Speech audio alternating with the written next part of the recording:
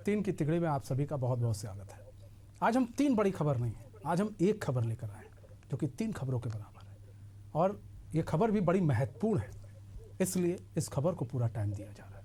महत्वपूर्ण इसलिए है क्योंकि जिस तरह से छत्तीसगढ़ में नक्सलियों का सफाया हो रहा है, उसको लेकर हम आज आपको जानकारी देंगे।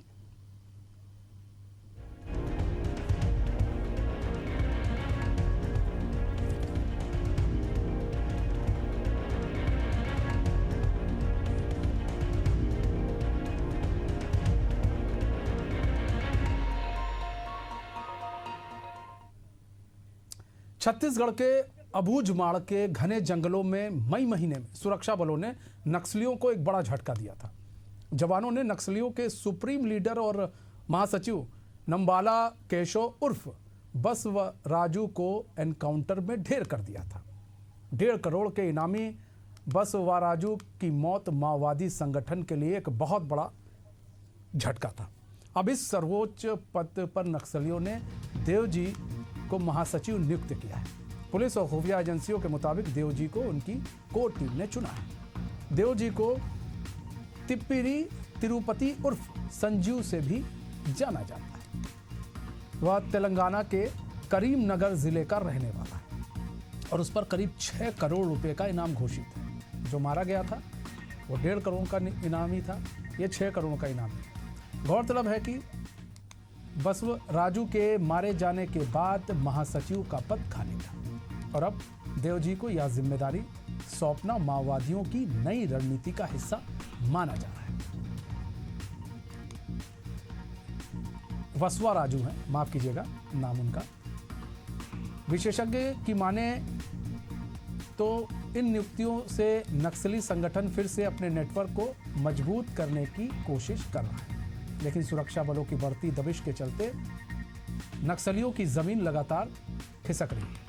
अब देखना होगा सुरक्षा एजेंसी इस नए नियुक्त नेता के खिलाफ कैसी रणनीति अपनाती है। फिलहाल सवाल कई हैं, उन सवालों का जवाब जानेंगे, एक्सपर्ट से जानेंगे। हमारे साथ हमारे एक्सपर्ट्स भी जुड़ चुके हैं। हमारे साथ डॉक्टर वनिका शर्मा जुड़ चुकी हैं जो कि नक्सल एक्सपर्ट हैं और बाल संरक्षण आयोग के अध्यक्ष भी हैं। हमारे साथ शुभांशु चौधरी जुड़ सके हैं जो कि नक्सल मामलों के अच्छे जानकार हैं। आप सभी का बहुत बहुत स्वागत है। आज सबसे पहले हम वनिका जी आप ही का रुख कर लेते हैं। वनिका जी, यहाँ पर लगातार 2026 एक लक्ष्य रखा गया है कि नक्सलियों की कमर तोड़ देना है और नक्सलवाद से देश को छुटकारा दिलाना है। ऐसे में जो नक्सली हैं वो या तो सरेंडर कर रहे हैं या तो मुठभेड़ में मारे जा रहे हैं, और अब जो है नक्सली ये भी दिखाने की कोशिश कर रहे हैं जी हम पर कोई असर नहीं पड़ रहा, ऐसा दिखाने की ये लोग कोशिश कर रहे हैं।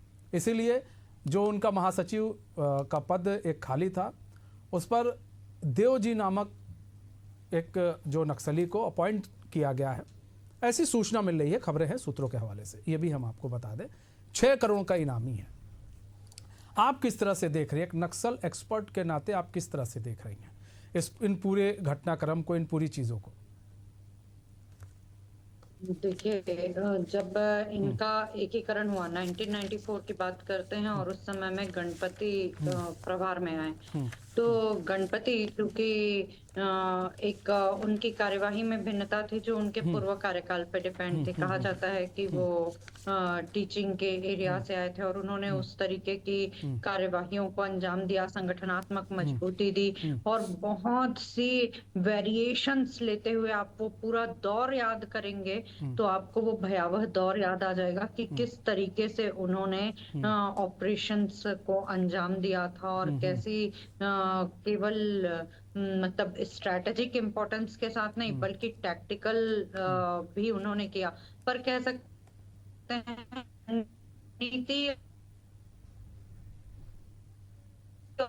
लेकिन उसके बाद जो क्रमशः लीडरशिप चेंज हुई, आप बसवराजू के आते तक के देख लीजिए, उन्होंने टैक्टिकल ऑपरेशंस को बहुत ज्यादा वरीयता दी। लेकिन अब एक दौर फिर से उनके शीर्ष के परिवर्तन का आया और उसमें जो अभी नेतृत्व परिवर्तन की हम बात कह रहे हैं, लेकिन अब ज्यादा परिस्थितियां बदल चुकी हैं। हम्म अब हमारी भी जो रणनीति है वो बहुत स्ट्रांग हो चुकी है।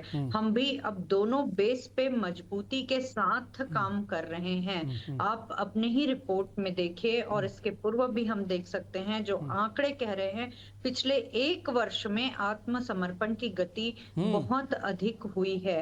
अब वहां भी जो स्थानीय लोग हैं वो किसी भी प्रकार से, किसी भी प्रकार का दीमक या किसी भी प्रकार का जो हानि है वो बर्दाश्त करने को तैयार नहीं है। तो एक समय काल परिस्थिति सब बदलती जा रही है, और आज हम भी यानी मजबूती की स्थिति में आ चुके हैं, पूरी मुस्तैदी से वहां पे दोनों ही बेस पे, स्ट्रेटेजिकल और टैक्टिकल बेस पे बहुत अच्छे से ऑपरेशन संचालित हो रहे हैं, और एक अच्छी कार्यवाही लगातार चल रही है। निश्चित ही अब कोई भी नेतृत्व आए, मुस्तैदी इधर भी समानांतर है। ठीक है। शुभ्रांशु चौधरी जी, यहाँ पर बात की जाए कि हिडमा का भी नाम बहुत उठ रहा है कि हिडमा को भी बटालियन कमांडर के पद से सेंट्रल कमेटी का सदस्य बनाया गया था, और अब उसको एक नई जिम्मेदारी हिडमा को जो है वो भी दी गई है। ऐसी चीज़ें आ रही है, दंड कारण स्पेशल जोनल कमेटी का इंचार्ज बना दिया गया है। ऐसी चीज़ें छन छन के जो आ रही है हमारे पास। शुभ्रांशु चौधरी जी, एक तो सबसे बड़ी चीज़ ये है कि 2026 तक जिस तरह से केंद्र सरकार और सरकार लगी है, नक्सल की कमर तोड़ रही है। लगातार नक्सलवादी या तो मारे जा रहे हैं या तो सरेंडर कर दे रहे हैं। लेकिन इन सब के बीच में ये जो नाम आ रहे हैं, देव जी और हिडमा, इसको आप किस तरह से देख रहे हैं सर? और क्या ये लोग जिस तरह से अभी इनकी तरफ से कोई पुष्टि नहीं की गई है, लेकिन क्या ये लोग अब अपनी जो नक्सलवाद है इसको आगे या बढ़ा पाएंगे, या फिर ये एक सिर्फ खाका तैयार किया जा रहा है, इनकी भी कमर टूट जाएगी, इनका भी जल्द एनकाउंटर हो जाएगा? जैसा कि वर्णिका जी ने बताया, ये जो देव जी का जो अपॉइंटमेंट हुआ है वो कोई परिवर्तन नहीं। गणपति से नंबाला केशव राव वो एक परिवर्तन था कि एक टीचर से एक मिलिट्री मैन को सत्ता दी गई थी। तो नंबाला केशव राव जब सेंट्रल वर्किंग मिलिट्री कमीशन के हैं, वैसे ही देव जी हैं। पर शुभ्रांशु चौधरी जी, आप थोड़ा तेज बोलिए, आपकी आवाज थोड़ी दब रही है, आप थोड़ा तेज बोले ताकि आपकी आवाज भी हमें सुनाई दे साहब। पर आपने जैसा कहा कि हिडमा, तो हिडमा को दंडकारण्य को सौंपा गया है, वो एक नई बात है कि पहली बार किसी छत्तीसगढ़ के या आदिवासी को इतनी बड़ी जिम्मेदारी मिली है। तो वो रामचंद्र रेड्डी पहले थे, उनको हटाकर हिडमा को ये जिम्मेदारी दी गई है। तो ये परिवर्तन एक पॉजिटिव परिवर्तन है, पर जैसा कि आप सबको मालूम है कि उनकी कमर तो टूट गई है, उनकी स्थिति बहुत खराब है।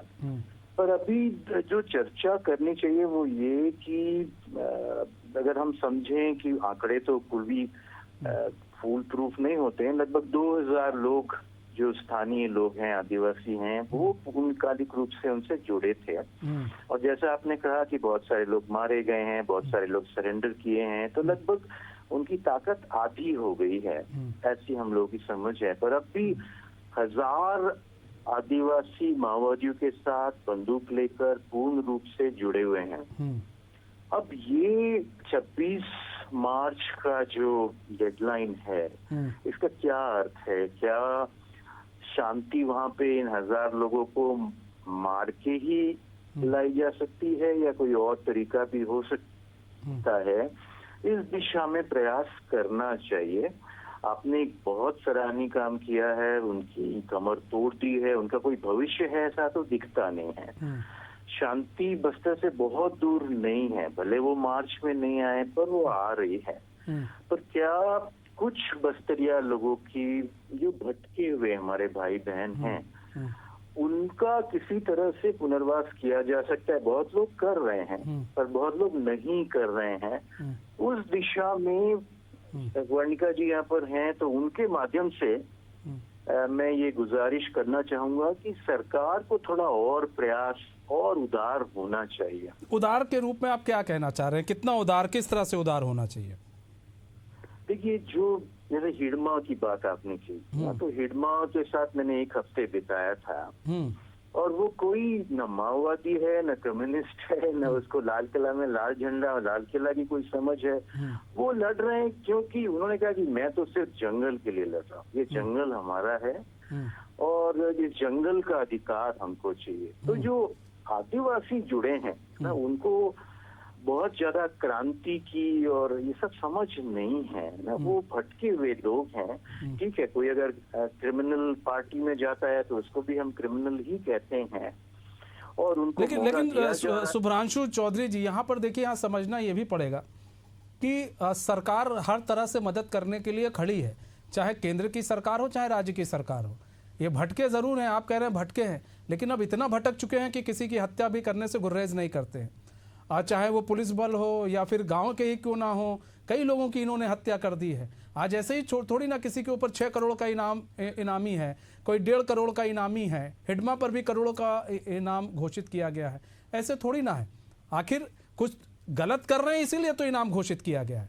आप अपने हक हकूक की लड़ाई लड़ रहे हैं, ठीक है, आपको लड़ना चाहिए, लेकिन हक हकूक की लड़ाई लड़ने के लिए आप हथियार उठा लें, ये भी तो सही नहीं है ना। उसमें से कईयों को मौत के घाट उतार दीजिए।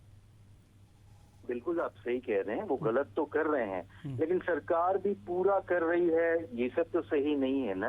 अब जैसे बस्तर से ही लगभग 50,000 लोग विस्थापित होके आंध्र प्रदेश और तेलंगाना में हैं। छत्तीसगढ़ उनको मानने तक तैयार नहीं है। आंध्र और तेलंगाना उनको क्यों मानेंगे, क्योंकि वो तो आंध्र और तेलंगाना के निवासी नहीं है। ठीक है, हमारे साथ धर्मराज महापात्र भी जुड़ चुके हैं। सर, आते हैं आपके पास।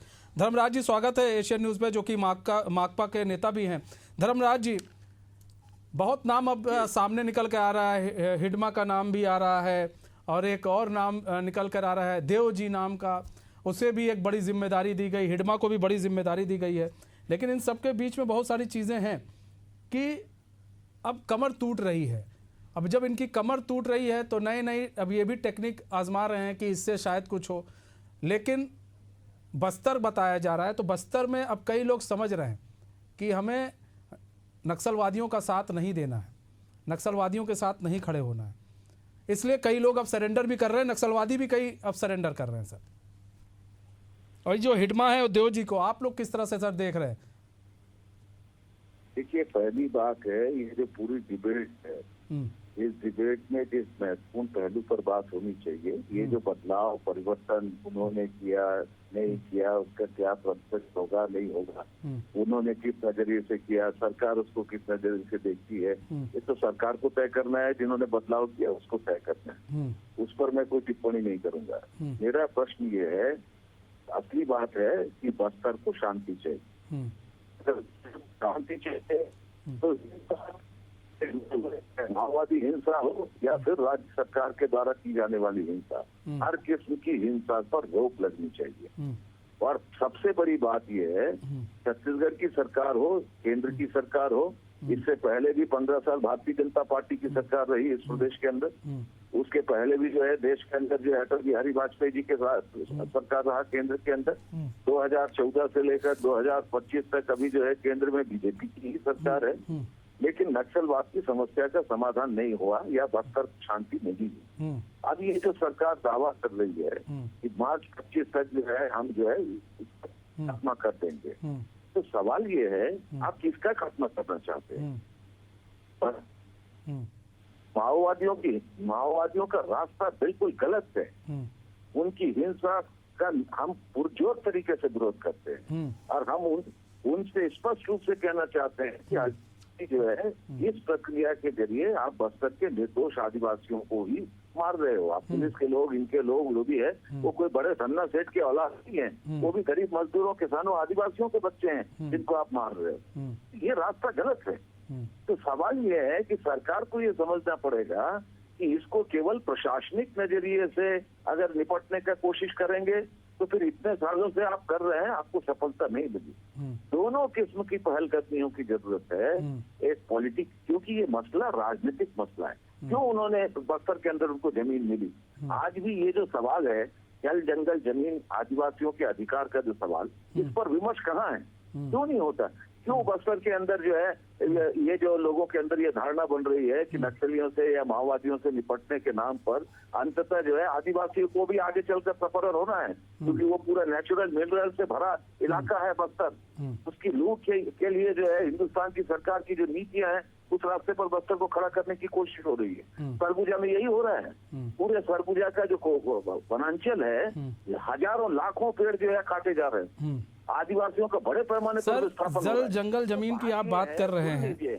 हाँ। ना आप पहले आप अगर आपको ही बोलना है तो मुझे कोई बात नहीं सर, थोड़ा क्वेश्चन है वो भी तो पूछ लें सर। मैं एक सेकंड, मैं केवल ये कहना चाहता हूँ, बस्तर के अंदर बस्तर के आम निर्दोष नागरिक माओवादी हिंसा से भी पीड़ित हैं। राज्य सरकार प्रायोजित ठीक है, आप कह रहे हैं राज्य सरकार द्वारा की जा रही हिंसा, राज्य सरकार क्या हिंसा कर रही है सर, ये बताइए।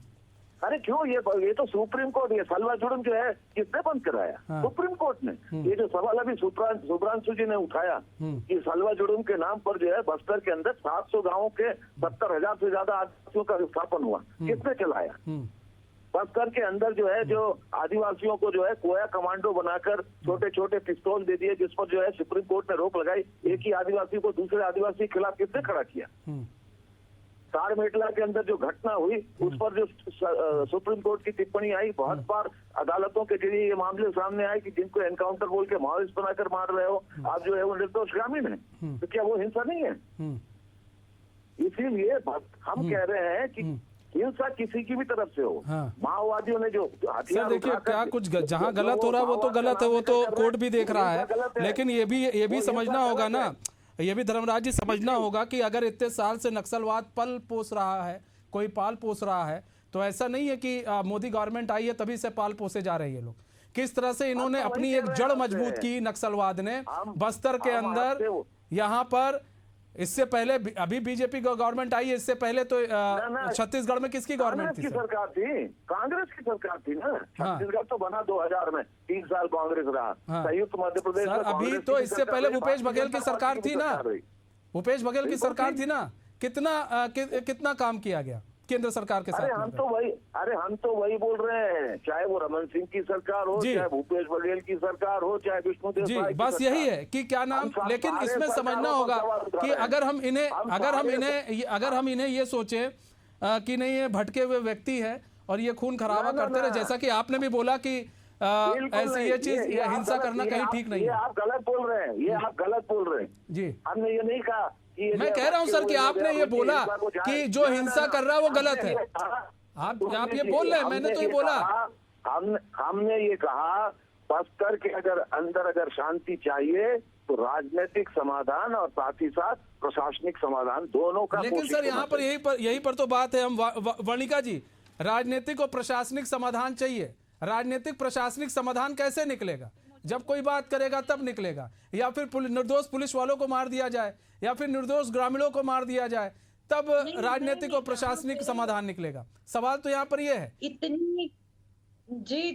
इतनी देर से सभी लोगों की बातें जो सुन रही हूँ, बीच में मैं इसीलिए किसी प्रकार का अतिक्रमण नहीं कर रही थी, क्योंकि वास्तव में सुनना चाह रही थी कि किस प्रकार की बातें निकल के आ रही हैं। देखिए, पहले क्या हुआ, हम बार बार आज इतिहास को कुरेदने यदि जा रहे हैं ना, तो ये लगता है कि हम किसी प्रकार से ये जो हो रही कार्यवाही है इसमें कहीं ना कहीं बार बार वो जो एक बोलते हैं ना, कॉमा लगा के आना या गतिरोध उत्पन्न करना, इस प्रकार की स्थिति है। हम किस प्रकार से विचारों की बात कर रहे हैं? आज जो सरकार वाकई में 1 वर्ष में जो काम करके दिखा रही है, उसको समूचे भारत के परिप्रेक्ष्य में ये देखा जा रहा है कि सरकार ने दोनों ही मोर्चे पे बराबर से झारखंड में देखिए शून्य कर दिया है। झारखंड में लगभग समाप्त हो गया झारखंड में नक्सलवाद।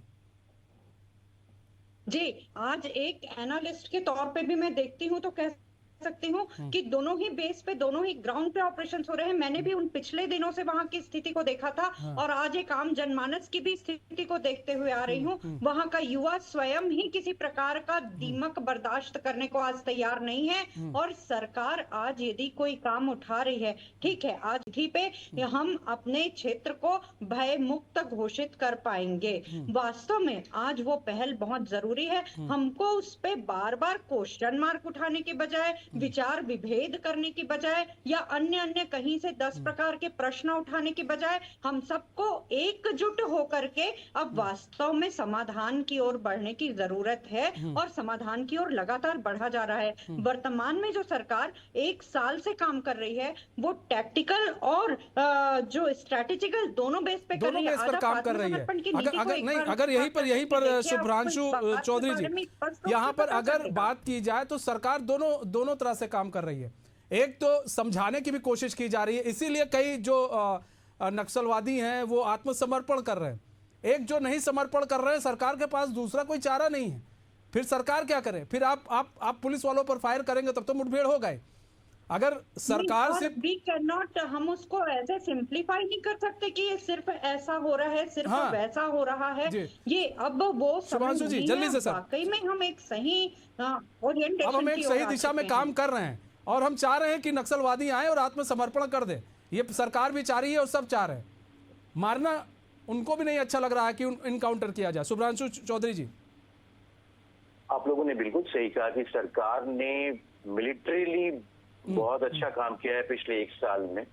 तो अगर इसी सरकार की बात करें तो सरकार में आते ही हमारे जो माननीय गृह मंत्री हैं राज्य के, उन्होंने शांति वार्ता का प्रस्ताव रखा था। माओवादियों की तरफ से तो नहीं आया था, पर वो पीछे हटे हैं। तो हम बात ये कर रहे हैं कि बस्तर में शांति चाहिए। अब शांति दाएं हाथ से भी जा हो सकता है, बाएं हाथ से भी हो सकता है। तो दाएं हाथ से रास्ता ये है कि आप ये 1000 लोग जो बस्तर के बस्तरिया हैं, भटके हुए हैं, वो बिल्कुल ठीक है, वो क्रिमिनल पार्टी में हैं, उनको मार दिया जाए। दूसरा ये तरीका है कि हम थोड़े से और उदार हों। वो बिल्कुल समर्पण कर रहे हैं, पर 1000 लोग बस्तर के आदिवासी आज भी माओवादियों के साथ मिले हुए हैं। लेकिन ये समझना पड़ेगा, नक्सलवादियों को भी समझना पड़ेगा कि हक हकूक की लड़ाई बंदूकों से नहीं लड़ी जाती है। अगर आपको लड़ना है तो आइए, सामने आइए, लड़ाई करने के लिए बहुत सारे प्रदर्शन कर सकते हैं, शांतिपूर्ण ढंग से प्रदर्शन कीजिए, सरकार आपकी बात सुनेगी। इसीलिए सरकार बैठी है, इसीलिए प्रशासन बैठा है। और जो नक्सलवाद जिस तरह से पनप रहा है, बढ़ रहा है, सरकार ने तो वो आखिरी कील ठोकी देगी और ठोक भी रही है सरकार आखिरी कील। और जो कुछ लोग बचे हैं, मेरा उनसे ये निवेदन है, हमारा उनसे ये निवेदन है कि आत्मसमर्पण करें और जो पुलिस प्रशासन का सहयोग करे ताकि नक्सलवाद बस्तर से खत्म हो। जहां जहां भी नक्सलवाद हो वहां से नक्सलवाद खत्म हो जाए, बच्चे वहां पर पढ़े बड़े हों और भय के साए में ना जिए, वहां के ग्रामीण भय के साए में ना जिए। बहुत बहुत धन्यवाद आप सभी मेहमानों का हमारे साथ जुड़ने के लिए और अपना बहुमूल्य समय देने के लिए। तुम्हारे इस खास पेशकश से बस इतना ही। मुझे दीजिए इजाजत। तो खबरों के साथ बने रहने के लिए देखते रहिए एशियन न्यूज़। नमस्कार।